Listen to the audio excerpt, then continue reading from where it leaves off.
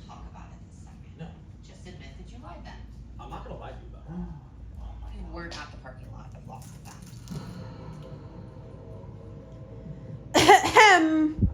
Oh, it's Friday, isn't it? Oh my God, we gotta go! Welcome back, Spartans! For those of you who do not know me, I am Spartan052, and this is my tutorial series, Build-A-Spartan, where you and I make our own suits from the Halo games. Last episode was a basic introduction to the process, and if you haven't watched it yet, what are you doing here? Go watch that one, and come back. All right, listen up. Your assignments from the past week are due. And though I don't have any means of actually grading anything, you can see in the forum thread that many of you have actually taken some awesome initiative. It seems across the board that most people following along have secured their 3D printers, and we've even got some designs that have been rolling in. So, without further ado, let's begin our first showcase! I really need to work on these transitions. All right, we're starting up with Arctic Drake and their Mark IV build. They're using the new files from Galactic Armory. I'll be real, I'm a little bit jealous. They look really, really nice. They even got a head start, and they actually started it on the helmet. Don't worry, though. Don't worry. Just because they printed the helmet doesn't mean that you need to. They're just getting a little bit of extra credit. Next up is Unknown Dryad, who is showcasing their ODST design. They've said that they're new to 3D printing, and they're very excited, which is exactly what I wanted to hear. I really can't wait to see more of this suit. It looks really good right now. Following up is Krista Cream, and their super custom design. Not to let Arctic Drake get all the glory, they too have printed out and painted their helmet. They're also working on a custom chest piece and have drawn out designs for an undersuit. The final two of the showcase are Besuik? There's no way I'm saying that right. With their slick-looking OG SPI armor, and 057 finally starting on their own cross-core suit. Both of these suits look very nice thus far. But both of these guys have actually requested advice on properly scaling the suits prior to printing.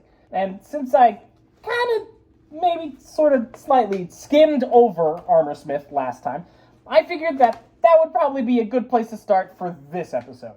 But before we get into the fine-tuned scaling, we've got some very important news to attend to. The votes are in! He asked, you said things! And the winning suit... suit that I will be making for the tutorial is the Mark V-B! Hey, very nice. It started with a clear lead and even stayed ahead of the ODST suit, which is totally surprising to me. This is actually super nice that you guys voted for this one because I have always wanted to make my original Halo Reach suit for years. Like, literally since I started doing cosplay, I always wanted to do it. And this finally gives me an excuse. For this, I'm going to be using a hodgepodge of files, but the main base is going to be Instant Creative 3Ds models, which I'm super excited to try out. They look fantastic. Thank you guys for voting.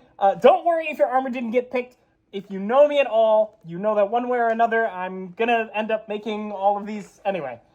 I will never own a house. Scaling! Scaling your armor is one of the first things to be done in the building process, and one of the easiest things to mess up. There are ways to really dial in everything, but at the end of the day, it comes down to what you're happy with and what is comfortable for your body. Remember that. That's what we're aiming for. Armor that feels good for you. Now, right off the bat, we already have some challenges that we need to address. Firstly, Halo armor looks as cool as it does because it's literally built for superheroes. If you actually take a second to look at the proportions of the in-game models, they've got much longer legs than any normal person would have, along with longer necks and smaller heads to fit inside the helmets. You have to keep in mind that we're dealing with video game characters. At the end of the day, it's nearly impossible to look exactly like the Chief because chances are you aren't a 7-foot-tall giant with legs longer than your upper body. That being said, we're gonna try doing just that. Blender! I didn't put my gloves back on before I hit the record. No, we're not talking about smoothies. Blender is a free, open-source 3D creation suite. Yes, I pulled that from their website. What do you want from me? Also a monster of a program. People use it for 3D modeling, painting textures, making videos, making VFX for those videos, creating renders, creating game assets, doing mocap, making avatars. You get the picture. Thankfully, we don't need to know any of that. We're just going to use it for references. You can actually take a model ripped from the game, export it as an STL from Blender, scale it up, and use it for your suit sizing. However, this will also involve secret stuff. In the description below, there is a link to the Halo Archive Discord server, a collection of game rips and files done pro bono by people who just want to make Halo art. It's an incredible database, but you have to use it responsibly. That means no selling the STLs! Seriously, 343 is really chill for allowing the community to make art with the actual game assets. Please do not ruin this for us just to make a quick buck. It will make me very sad. It will make Jamie very sad. Look at her! Look at her eyes! Do you want to make her sad? Once you join the Discord server, you're going to look for the Blender file that you need. It'll most likely be at the bottom under the tab Asset Packs or Community Upload. I know there's going to be a lot of game assets to grab, but stay focused. We're just here for the armor. Find the file that you need, download it, and close out of Discord. Do not download the Promethean Knife file. I know it's cool. It's just a siren call. You can come back to it later. Now, you take your downloaded file and open it up in Blender. You should see a set of armor that looks like this, with a bunch of tabs over to the right side. There are a bunch of different armors attached to this file, and you can mix and match to really get your Spartan exactly how you want it to look. You can even change the colors and textures, but there's just so much to that. There's just so much, and I don't want to do that right now. Once you've got your Spartan, how you like them, drag your mouse over the view of the armor. It should all light up in an orange outline. Then go to Export, select STL, click the little Only Selection button. Trust me, you must click this. Otherwise, you're going to get a weird amalgamation of armor parts. We call that the thing. Once exported, open up the file in the 3D viewer just to verify it looks how you want. It won't have any color as STLs don't carry that data, but that is okay. Take that STL and import it into your Armorsmith build. Place it on the middle attachment point on the torso. It'll be easier to move and adjust later. The file is going to be tiny, so seriously, scale it up like 600%. Then try to match your height with it, plus a little bit extra for shoe thickness and padding. This will be our baseline for determining how tall to make all of the armor pieces. Now listen, this is not going to be exact. People are not built like video game characters. Say it with me, everyone. People are not built like video game characters. You probably won't look exactly like this game render, and that is 1000% okay. Spartan armor is made for the Spartan that wears it. Full stop. Don't worry if you think your head is too big, or your hips are too wide, or your calves are at a weird 90-degree angle. The armor isn't for them. It's for you and you alone. If you ever feel bad, just remember, I've broken every butt plate I have ever made because I have more cake than Chief himself. But seriously, don't sweat it.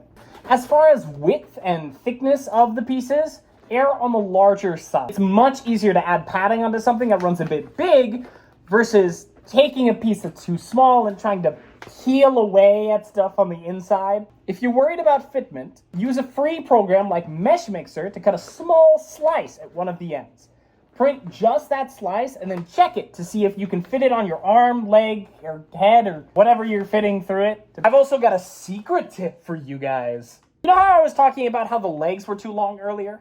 Well, we can actually replicate that to some extent. When planing your boots specifically, add 1 to 2 inches of space to represent boot thickness, then adjust your thigh and calf pieces to be spaced relative to the boots. This will give you the appearance of having longer legs in proportion with your upper body, as well as giving you an actual height boost. I've seen people add 5 or more inches to their height with the right boot setup, but if this is your first suit, I'd recommend opting for the shorter, more comfortable shoes this time around. Also, keep an eye on your joints during this process. We all have this image of doing awesome flips and action sequences in our armor. The game models have yet again cheated us with this idea. Armor in the game often clips through other pieces, and unfortunately, due to the fundamental principles of the universe, we don't have that luxury. Your knees, hips, elbows, and shoulders are all going to need a good amount of space to move properly, so make sure not to fit all of your armor together too tightly. Hopefully that answers some of your questions, and hopefully you've got your armor design finalized! Round of applause, round of applause. Now, let's get printing! The first print. What's my voice like that? The first print. Forget it. It's the first print. Now, I know you're tempted to start with the helmet, of course. Some of you already have. But I'd like to take us in a slightly different direction. When I started 3D printing and decided I would make a Halo suit, the very first thing I printed were the forearms. The first one I printed was actually way too small.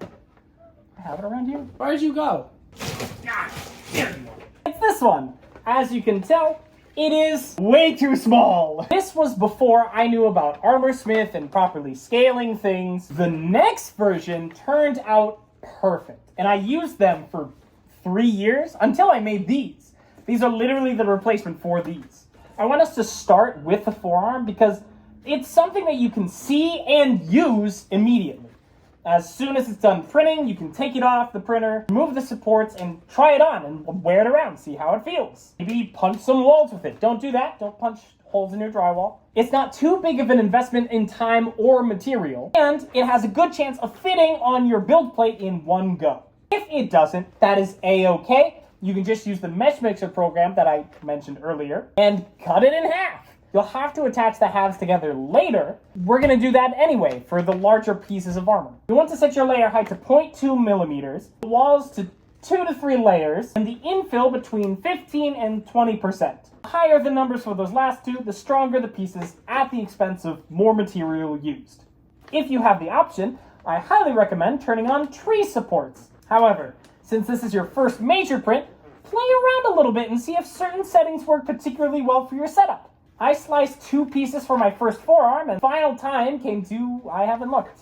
I haven't checked. 3 days, 10 hours, 19 minutes. So, this is going to be your homework for next week. Print 1 forearm.